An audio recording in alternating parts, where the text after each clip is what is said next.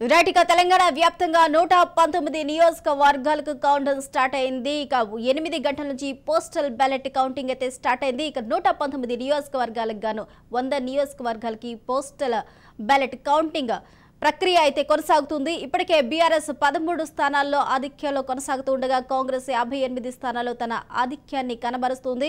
అలాగే బీజేపీ 4 స్థానాల్లో, ఎంఐఎం 4 స్థానాల్లో తన ఆధిక్యాన్ని కనబరుస్తుంది. ఇక ఎగ్జిట్ పోల్స్ కి అనుగుణంగానే కాంగ్రెస్ పోస్టల్ బ్యాలెట్ కౌంటింగ్ నుంచి తన ఆధిక్యాన్ని అయితే కనబరుస్తుంది. స్పష్టమైన ఆధిక్యాన్ని అయితే ఇక్కడ కనిపిస్తుంది. ఇక మొత్తంగా ఇప్పటి వరకు 58 స్థానాల్లో కాంగ్రెస్ ఆధిక్యంలో ఉంది. ఇంకా ఖమ్మంలో చూసుకున్నట్లయితే 10కి 10 స్థానాల్లో కాంగ్రెస్ ఆధిక్యంలో కొనసాగుతుంది. ఇదే అంశానికి సంబంధించి గాంధీ భవన్ నుంచి కాంగ్రెస్ ఆధిక్యంలో కొనసాగటంపై అక్కడ ప్రస్తుత పరిస్థితి ఏ విధంగా ఉంది అనే దానిపై పూర్తి సమాచారాన్ని మా ప్రతినిధి విక్రాంత్ లైవ్ లో అందిస్తారు. విక్రాంత్.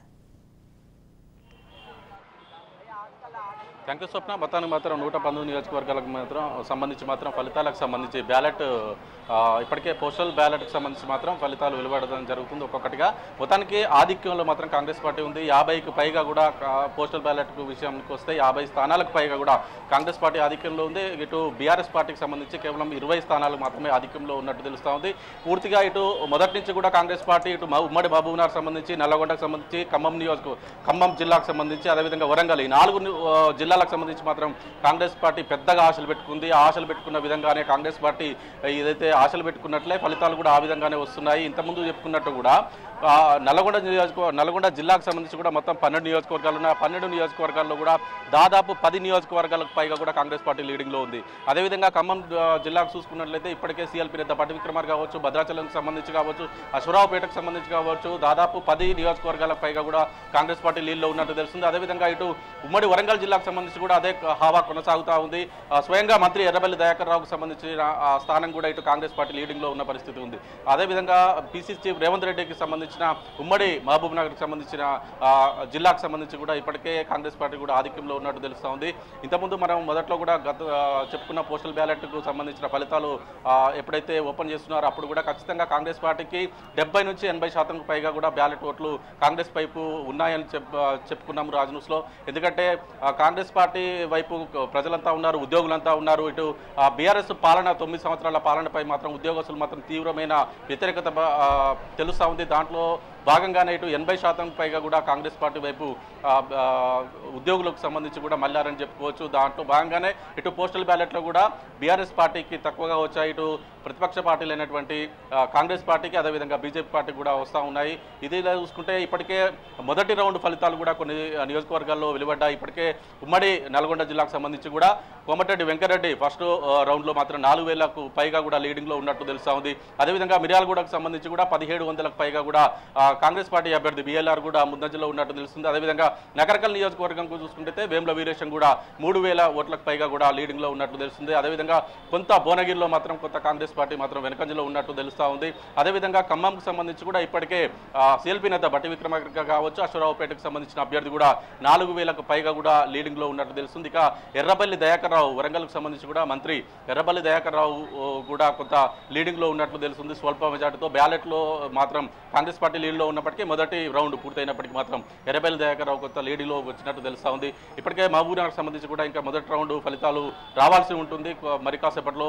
మొత్తానికి మాత్రం రాష్ట్ర వ్యాప్తంగా కూడా కొంత కాంగ్రెస్ గాలి వీస్తుంది. ఇప్పటికే ఎగ్జిట్ పోల్స్ కావచ్చు, కాంగ్రెస్ పార్టీ కావచ్చు, వాళ్ళంతా కూడా చాలా విశ్వాసంగా ఉన్నారు. ఖచ్చితంగా కాంగ్రెస్ పార్టీ రాష్ట్రంలో ప్రభుత్వాన్ని ఏర్పాటు చేయబోతోంది, సంపూర్ణమైన మెజార్టీ రాబోతుంది కాంగ్రెస్ పార్టీకి అని మాత్రం కాంగ్రెస్ పార్టీ నేతలు విశ్వసిస్తూ ఉన్నారు. దాంట్లో భాగంగానే ఇటు పోస్టల్ బ్యాలెట్లు చూసుకున్నట్లయితే కూడా కాంగ్రెస్ పార్టీ సంబరాలు చేసుకున్న పరిస్థితి ఉంది. ఎందుకంటే ఇప్పటిదాకా చెప్పుకున్నటువంటి 70% పైగా కూడా పోస్టల్ బ్యాలెట్లు కాంగ్రెస్ వైపే ఉన్నాయి. దాంట్లో భాగంగానే ఇప్పటికే సంబరాలకు మాత్రం కాంగ్రెస్ పార్టీ సిద్ధంగా ఉంది. సంబరాలకు మాత్రం స్టార్ట్ చేసేది మాత్రం కాంగ్రెస్ పార్టీ సిద్ధంగా ఉంది. ఏదైనప్పటికీ మొదటి రౌండ్ కొన్ని నియోజకవర్గాల్లో ఇప్పటికి తెలిసిన విధంగా మాత్రం కాంగ్రెస్ పార్టీ లీడింగ్లో ఉంది. కేవలం కాంగ్రెస్ పార్టీ మాత్రం ఇటు గ్రేటర్ వ్యాప్తంగా కొంచెం బలహీనంగా ఉంది. గ్రేటర్ మినహా మాత్రం మిగతా అన్ని నియోజకవర్గాల్లో కూడా అన్ని జిల్లాలలో కూడా కాంగ్రెస్ పార్టీ లీడ్లో ఉంటుందనేసి మాత్రం కాంగ్రెస్ పార్టీ విశ్వసిస్తూ ఉంది. గ్రేటర్లో మాత్రం కేవలం 10 సీట్ల లోపే గెలిచే అవకాశాలు కనిపిస్తుంది. కనిపిస్తూ ఉంది. మిగతా నియోజకవర్గాల్లో మిగతా జిల్లాల్లో మాత్రం కాంగ్రెస్ పార్టీ అన్ని జిల్లాల్లో కూడా పైచేయి సాధిస్తుందని మాత్రం కాంగ్రెస్ పార్టీ విశ్వసిస్తూ ఉంది. దాంట్లో భాగంగానే ఇటు పోస్టల్ బ్యాలెట్లో చూసుకున్నా, అదేవిధంగా మొదటి రౌండ్ ఫలితాలు కూడా కొంచెం కాంగ్రెస్ వైపే ఉన్నాయి. మెజార్టీ ఎగ్జిట్ పోల్స్ కూడా కాంగ్రెస్ వైపే ఉన్న నేపథ్యంలో కూడా ఆ ఎగ్జిట్ పోల్స్కు అనుకూలంగానే ఇటు ఫలితాలు కూడా వస్తున్నాయని మనం భావించాల్సి ఉంటుంది. కాంగ్రెస్ పార్టీ మాత్రం ఖచ్చితంగా అధికారాన్ని చేపట్టడంలో మాత్రం ఖచ్చితంగా కాంగ్రెస్ పార్టీ ముందుంటుంది. కాంగ్రెస్ పార్టీ మెజార్టీ సీట్లు స్థానాలు కైవసం చేసుకుంటుందని మాత్రం విశ్వసిస్తూ ఉంది. దాంట్లో భాగంగానే ఇప్పటికే ఏసీసీ నేతలు కూడా తాజ్ కృష్ణాలో మకాం వేశారు. తాజ్ కృష్ణాలో డీకే శివకుమార్ నేతృత్వంలో కూడా కర్ణాటకకు సంబంధించిన ఉప ముఖ్యమంత్రి డీకే శివకుమార్ నేతృత్వంలో కూడా తాజ్ కృష్ణాలో ఎప్పటికప్పుడు పరిశీలిస్తూ ఉన్నారు. ఏ నియోజకవర్గంలో ఏ చిన్న సమస్య వచ్చినా కానీ అభ్యర్థికి అండగా ఉండాలని మాత్రం కాంగ్రెస్ పార్టీ డిసైడ్ అయింది. ఇప్పటికే 10 అభ్యర్థులకు ఒక మంత్రిని చొప్పున కూడా కాంగ్రెస్ పార్టీకి సంబంధించి కర్ణాటక మంత్రులను కూడా రంగంలోకి దింపింది డీకే శివకుమార్. ఏసీసీ అధిష్టానం కూడా ఇటు 4 రాష్ట్రాలకు సంబంధించిన ఫలితాలు ఉన్నప్పటికీ తెలంగాణకు సంబంధించిన వ్యవహారాలు కూడా కాంగ్రెస్ పార్టీ చూస్తూ ఉంది. దానికి సంబంధించి ఇప్పటికే రాహుల్ గాంధీ కూడా ఫలితాల మీద ఆరా తీసినట్టు తెలుస్తూ ఉంది. మొత్తానికి మాత్రం కాంగ్రెస్ పార్టీ మాత్రం ఖచ్చితంగా అధికారంలోకి వస్తుందనే విశ్వాసం ఉన్న నేపథ్యంలో కూడా మన బ్యాక్ సైడ్ మనకు కనిపిస్తూ ఉంది. కాంగ్రెస్ పార్టీ ఒక తెర పెట్టింది. ఖచ్చితంగా ఏదైతే రిజల్ట్ ఉంటుందో ఆ రిజల్ట్ను కూడా ఎప్పటికప్పుడు లైవ్లో చూపిస్తూ కూడా కాంగ్రెస్ పార్టీకి సంబంధించిన పార్టీ ఆఫీస్ గాంధీ భవన్లో కూడా ఒక స్క్రీన్ ఏర్పాటు చేసింది. ఆ స్క్రీన్లు కూడా వచ్చి ఇక్కడ కాంగ్రెస్ పార్టీ కార్యకర్తలు కూడా చూస్తున్న పరిస్థితి మాత్రం కనిపిస్తూ ఉంది. స్వప్న, విక్రమ్ చూసుకున్నట్లయితే పోస్టల్ బ్యాలెట్ దగ్గర నుంచి తొలి రౌండ్ స్టార్ట్ అయిన నియోజకవర్గాల్లో స్పష్టమైన ఆధిక్యతని కాంగ్రెస్ అయితే ఇప్పుడు కనబరచడం జరుగుతుంది. టోటల్గా పోస్టల్ బ్యాలెట్ అంశానికి సంబంధించి 119 నియోజకవర్గాల్లో 100 నియోజకవర్గాల కౌంటింగ్ ప్రక్రియ పూర్తయిన నేపథ్యంలో 58 స్థానాల్లో కాంగ్రెస్ అయితే ప్రస్తుతం లీడ్లో కొనసాగుతుంది. ఇక ఖమ్మంలో అయితే 9 స్థానాల్లో ప్రస్తుతం లీడ్లో కొనసాగుతుంది. 1 స్థానంలో ఇతరులు అయితే లీడ్లో ఉన్నారు. మొత్తంగా చూసుకున్నట్లయితే నల్లగొండలో ప్రతి నియోజకవర్గంలో అయితే అన్ని నియోజకవర్గాల్లో కాంగ్రెస్ లీడ్ కనబరుస్తుంది. మరి ఈ వేవ్ లాస్ట్ వరకు కొనసాగే అవకాశం ఉంది అని భావించవచ్చా? ఖచ్చితంగా స్వప్న, మొదటి నుంచి కూడా కాంగ్రెస్ పార్టీ అదే చెప్తా ఉంది. ఖచ్చితంగా 75 స్థానాలకు పైగా వస్తామని చెప్తున్నప్పటికీ పీసీసీ చీఫ్ రేవంత్ రెడ్డి మాత్రం 80 స్థానాలకు పైగా వస్తామని తను ఆశాభావం వ్యక్తం చేశాడు. కానీ ఎగ్జిట్ పోల్స్ మాత్రం దాదాపు 65 పైగా మాత్రం ఖచ్చితంగా కాంగ్రెస్ పార్టీ వస్తుందనేసి మెజార్టీ దాదాపు 30 సంస్థలు ఎగ్జిట్ పోల్స్ చేసినప్పటికీ 25 మంది సంస్థలు మాత్రం 25 సంస్థలు మాత్రం సంపూర్ణమైన మెజార్టీ కాంగ్రెస్ పార్టీ రాబోతుందని చెప్పింది ఇప్పటికే. అయినప్పటికీ రేవంత్ రెడ్డి మాత్రం ఖచ్చితంగా 80 స్థానాలకు పైగా వస్తామని మాత్రం విశ్వసిస్తున్నాడు.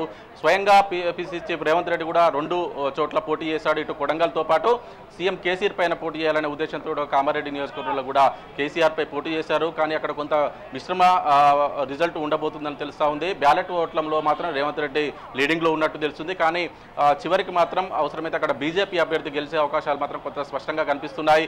సెకండ్ మాత్రం ఖచ్చితంగా రేవంత్ రెడ్డి వచ్చే అవకాశాలు మాత్రం కనిపిస్తున్నాయి. అదేవిధంగా సీఎం కేసీఆర్ మాత్రం స్వయంగా పోటీ చేసినటువంటి సీఎం కేసీఆర్ మాత్రం అక్కడ కామారెడ్డిలో మాత్రం 3rd పొజిషన్కి వెళ్లే అవకాశం మాత్రం కనిపిస్తూ ఉంది. ఇటు గజ్వేల్కి సంబంధించి మాత్రం కొంత స్వల్ప మెజార్టీతో మాత్రం సీఎం కేసీఆర్ గజ్వేల్లో ఈటల రాజేందర్పై గెలిచే అవకాశాలు మాత్రం కనిపిస్తున్నాయి. ఈటల రాజేందర్కు అదేవిధంగా సీఎం కేసీఆర్ మాత్రం నెక్ టు నెక్ ఉంది. కానీ కేవలం 2 నుంచి 3 వేల ఓట్ల మధ్యలోనే వచ్చే అవకాశం మాత్రం కనిపిస్తుంది. మీరు అన్నట్లు ఖచ్చితంగా రాష్ట్ర వ్యాప్తంగా కూడా ఇటు పోస్టల్ బ్యాలెట్లో వచ్చిన ఫలితాలు కావచ్చు ఖచ్చితంగా కాంగ్రెస్ వైపే ట్రెండింగ్ ఉంది. అదేవిధంగా ఈ చివరి వరకు కూడా ప్రతి రౌండ్లో కూడా కాంగ్రెస్ పార్టీ లీడింగ్ ఉంటుందని కాంగ్రెస్ పార్టీ నేతలు ఇప్పటికే చెప్తున్నారు. బ్యాలెట్ ఓట్లు కావచ్చు, అదేవిధంగా మొదటి రౌండ్ ఫలితాలు కూడా చాలా నియోజకవర్గాల్లో ఇప్పటికే బయటకు వచ్చాయి. ఇప్పటికే రెండో రౌండ్ కూడా వెళ్తున్న పరిస్థితి ఉంది. కొన్ని నియోజకవర్గాల్లో మాత్రం మొదటి రౌండ్కి సంబంధించిన ఫలితాలు మాత్రం మరి కాసేపట్లో రానున్నాయి. ఏదేమైనప్పటికీ చివరి వరకు కూడా ఖచ్చితంగా మధ్యాహ్నం 12-1 గంటల లోపే ఒక స్పష్టమైన నెంబర్ మాత్రం కాంగ్రెస్ పార్టీకి వచ్చే అవకాశం మాత్రం కనిపిస్తుంది. మధ్యాహ్నం 1 లోపే ఒక ఏ పార్టీ రాష్ట్రాల్లో ఏ పార్టీ ప్రభుత్వాన్ని ఏర్పాటు చేయబోతుందనే అంశం మాత్రం ఖచ్చితంగా ఒక క్లారిటీ వచ్చే అవకాశం మాత్రం ఉంది. కాంగ్రెస్ పార్టీ మాత్రం ఖచ్చితంగా చివరి వరకు ఇదే ట్రెండింగ్ నడుస్తుంది అని ఒక ఆశాభావంతో మాత్రం కాంగ్రెస్ పార్టీ ఉంది. స్వప్న, విక్రాంతి, ఇప్పుడు వచ్చిన అప్డేట్ మనం ఒకసారి చూసినట్లయితే ఇందాక 58 స్థానాలు ఆధిక్యంలో కనబరిచిన కాంగ్రెస్ కౌంటింగ్ కొనసాగుతూ ఉన్న నేపథ్యంలో 63 స్థానాల్లో అనూహ్యంగా ఆధిక్యాన్ని కనబరుస్తుంది. బీఆర్ఎస్ ఉన్నట్టుండి ఒకేసారి 26వ స్థానంలోకి పడిపోయింది. 26 స్థానాలకు మాత్రమే పరిమితం అవ్వాల్సి వచ్చింది. ఇక ఉన్నట్టుండి 63 స్థానాలు ఒకేసారి పోస్టల్ బ్యాలెట్ అంశంలో కూడా అనూహ్యమైన చేంజ్ అయితే మనం స్పష్టంగా ఇక్కడ కనబరచవచ్చు. బీజేపీ అయితే 10 స్థానాల్లో ఆధిక్యాన్ని అయితే కనబరుస్తుంది. ఎంఐఎం 4 స్థానాల్లో ఆధిక్యాన్ని కొనసాగుతుంది. అదే ముఖ్యంగా కామారెడ్డి అంశాన్ని మనం తీసుకున్నట్లయితే ఇటు బీజేపీ, బీఆర్ఎస్, కాంగ్రెస్ అయితే ప్రతిష్టాత్మకంగా తీసుకున్న విషయం తెలిసిందే. మరి కామారెడ్డిలో అనూహ్యంగా బీజేపీ అభ్యర్థితో ముందంజలో కొనసాగుతున్నారు. అలాగే కొడంగల్లో రేవంత్ ప్రస్తుతం ముందంజలో కొనసాగుతున్నప్పటికీ కామారెడ్డిలో కాంగ్రెస్ రేవంత్ గెలిచే అవకాశాలు ఉన్నాయా, లేకపోతే అక్కడ ప్రస్తుతం ఇప్పుడున్న కౌంటింగ్ సంబంధించి ఇప్పుడున్న రిజల్ట్ ఏవైతే ఉన్నాయో అందులో చేంజెస్ వచ్చే అవకాశాలు ఎంతవరకు ఉండొచ్చు? స్వప్న, మీరు చెప్పింది వాస్తవం. కాంగ్రెస్ పార్టీ మాత్రం పోస్టల్ బ్యాలెట్ లోట్లో 65 స్థానాలకు పైగా కూడా లీడింగ్లో ఉంది.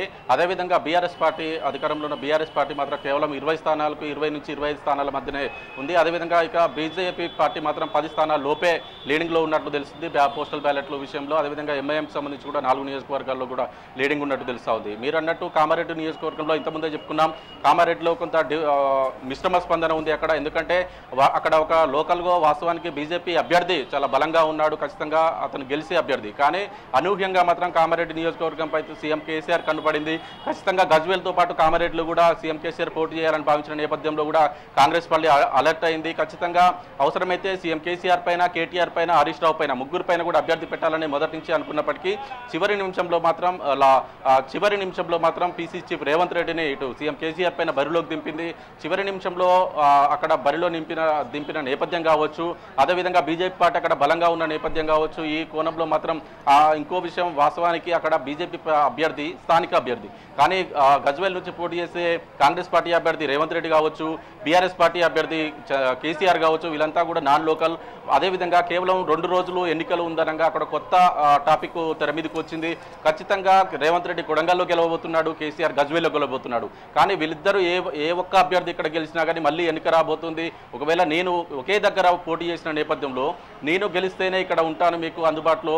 ఒకవేళ రేవంత్ రెడ్డి గెలిచినా, అదేవిధంగా కేసీఆర్ గెలిచినా, వాళ్ళిద్దరు గెలిచినా మళ్ళీ రాజీనామా చేస్తారు, మళ్ళీ ఎన్నికలు వస్తాయని ఒక అంశం మాత్రం బీజేపీ ప్రజల్లోకి తీసుకుపోయింది. అది వాస్తవానికి బీజేపీ ఆ విషయంలో కొంత సక్సెస్ అయిందని చెప్పుకోవాలి. ఆ విషయంలోనే ఇక్కడ కామారెడ్డిలో మాత్రం ఖచ్చితంగా బీజేపీ అభ్యర్థి మాత్రం గెలవబోతున్నాడు. కానీ ఇక్కడ వాస్తవానికి బీజేపీ అభ్యర్థి అక్కడ కామారెడ్డిలో గెలిచిన సెకండ్ పొజిషన్ ఎవరిది, ఇటు కాంగ్రెస్ పార్టీ రేవంత్ రెడ్డిదా, బీఆర్ఎస్ పార్టీ కేసీఆర్దా, ఎవరనే దానిపైనే ఉంది. వాస్తవానికి మెజార్టీ బీజేపీ వైపు ఉన్నా కానీ, బీజేపీ అభ్యర్థి గెలిచినా కానీ సెకండ్ పొజిషన్లో ఎవరు వస్తారు, సీఎం కేసీఆర్ వస్తాడా, రేవంత్ రెడ్డి వస్తాడా అనే దానిపైనే చర్చ నడుస్తూ ఉంది. వాస్తవానికి ఇప్పటికే బీజేపీ అభ్యర్థే గెలుపు అని ఖరారైనప్పటికీ సెకండ్ లీడింగ్ ఎవరు ఉంటారు, థర్డ్ లీడింగ్ ఎవరు ఉంటారు. ఒకవేళ నిజంగానే సెకండ్ లీడింగ్లో రేవంత్ రెడ్డి ఉండి థర్డ్ పొజిషన్కి కేసీఆర్ వెళ్తే మాత్రం అది బీఆర్ఎస్ పార్టీకి కొంత దెబ్బే అని చెప్పుకోవాలి. ఒకవేళ చివరి నిమిషంలో మాత్రం రేవంత్ రెడ్డి అక్కడ పోటీకి సన్నిద్ధమయ్యాడు. కానీ మొదటి నుంచి కూడా కేసీఆర్ కామారెడ్డి మీద ఎప్పుడైతే నెల ముందే అభ్యర్థులను కేటాయించారో ఆ నెల ముందే కామారెడ్డిలో పోటీ చేస్తున్నాడని మాత్రం కేసీఆర్ అన్నాడు. కానీ కేవలం 2 రోజుల్లో మాత్రమే నామినేషన్ ఉన్న నేపథ్యంలో రేవంత్ రెడ్డికి అక్కడ టికెట్ వచ్చింది, కామారెడ్డిలో పోటీ చేయాలని ఏఐసీసీ ఆదేశించింది. ఆ ఆదేశాల ప్రకారమే కేవలం 2 రోజులకే నామినేషన్ ఉన్న నేపథ్యంలో కూడా అక్కడ నామినేషన్ దాఖలు చేశారు. ఈ పొజిషన్లో కూడా ఒకవేళ బీజేపీ అభ్యర్థి గెలిచిన తర్వాత సెకండ్ ప్లేస్లో రేవంత్ రెడ్డి వస్తే మాత్రం అది ఒక సంచలనంగా మారబోతుంది. అక్కడ గెలుపు అవకాశాలు ఎలా ఉన్నా కానీ సెకండ్ పొజిషన్ ఎవరు వస్తారనే దానిపైన మాత్రమే రాష్ట్ర వ్యాప్తంగా కూడా కొంత ఆసక్తిగా ఉంది. ఇక మరోవైపు గజ్వేల్లో కూడా సీఎం కేసీఆర్ పోటీ చేసినా కానీ అక్కడ వన్ సైడ్ గా ఇప్పటి వరకు కూడా గత ఎన్నికల్లో చూసుకుంటే సీఎం కేసీఆర్ భారీ మెజార్టీతో గెలిచే అవకాశం ఉంది. కానీ ఈసారి మాత్రం కేవలం 5,000 అవసరమైతే 2 నుంచి 3,000 లోపు మాత్రమే కేసీఆర్ మాత్రం గెలవబోతున్నట్టు మాత్రం తెలుస్తా ఉంది. స్వప్న. Right, thank you Vikrant.